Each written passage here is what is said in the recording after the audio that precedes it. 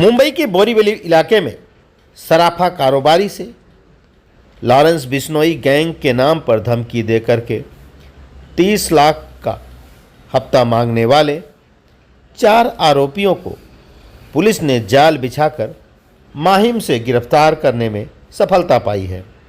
यह आरोपी मूल रूप से झारखंड के बताए जाते हैं। इनके खिलाफ कई आपराधिक मामले दर्ज हैं। पुलिस अब यह पता लगाने में जुट गई है कि लॉरेंस बिश्नोई गैंग के नाम पर यह हफ्ता मांग रहे थे, क्या उनसे डायरेक्ट इसका संबंध है या नहीं। यह इंटरनेशनल नंबर से फोन पर धमकियां दे रहे थे। 18 फरवरी से लेकर 24 फरवरी तक बोरीवली के एक सराफा व्यापारी है, उनके मोबाइल फोन पे और कॉल करके, मैसेज के द्वारा और कॉल करके लॉरेंस बिश्नोई गैंग के हम लोग हैं और आप हमको 30 लाख रुपए की फिरौती दो, इस तरह की धमकी मिल रही थी।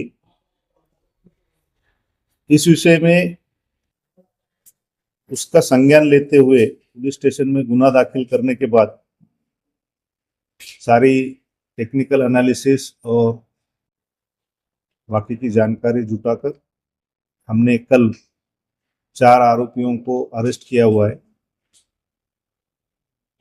उनमें से एक का नाम रियाजुद्दीन मोहम्मद बशीर है, दूसरा है मोहम्मद फैयाज मोहम्मद मंसूरी, मोहम्मद अशरफुल कादरी और चौथा है मोहम्मद अरबाज अंसारी।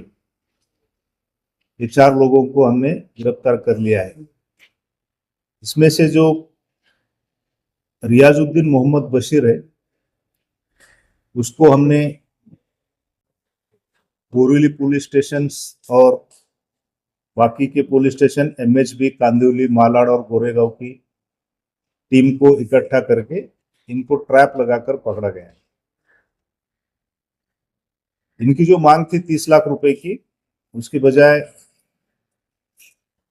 पैसे के रूप में हम ये फिरौती नहीं दे सकते, उसके बजाय हम आपको गोल्ड कॉइन्स देंगे, ये बताकर उनको बुलाया गया था। और माहिम में ये आरोपी आए थे वो सोने के कॉइन लेने के लिए,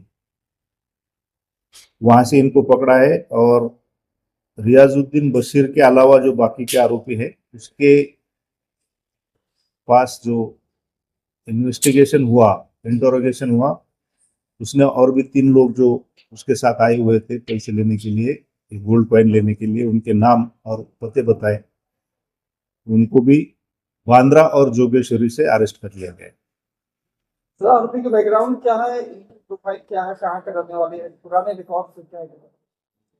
इनका पुराना रिकॉर्ड तो अभी तक मिला नहीं है।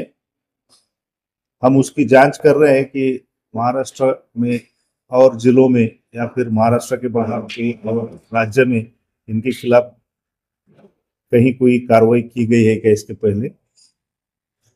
लेकिन मुंबई सिटी में एक गुना पार्ला पुलिस स्टेशन में और एक गुना डीएन नगर पुलिस स्टेशन में दाखिल है, उसमें भी इसमें के कुछ आरोपी वांटेड है। सर, ये लोग क्या लॉरेंस बिश्नोई गैंग से जुड़े हैं या ऐसे ही उनके लॉरेंस बिश्नोई गैंग से ये जुड़े हुए होने का अभी तक कोई प्रमाण नहीं मिला है, लेकिन उसकी जांच जारी है। अगर बाद में कुछ पता चलता है कि उस गैंग से जुड़े हुए हैं तो हम आपको बताएंगे। सर, 2 सवाल है। लॉरेंस बिश्नोई गैंग का आइडिया कहां से आया, लॉरेंस बिश्नोई गैंग का आइडिया उनको आया या फिर वो लॉरेंस बिश्नोई गैंग से संबंधित है, इसके बारे में अभी जांच चल रही है। आगे जब जांच बढ़ेगी तो पता चलेगा कि वो एक्चुअल में उनसे जुड़े हुए हैं या नहीं।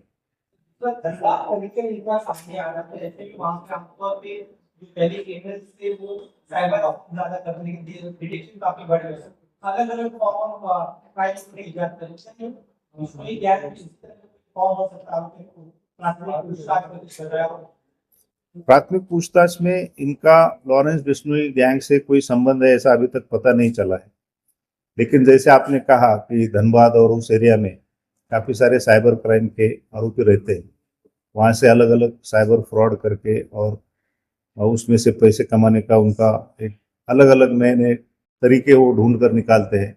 हो सकता है कि उसमें से भी ये नया तरीका उन्होंने ढूंढा।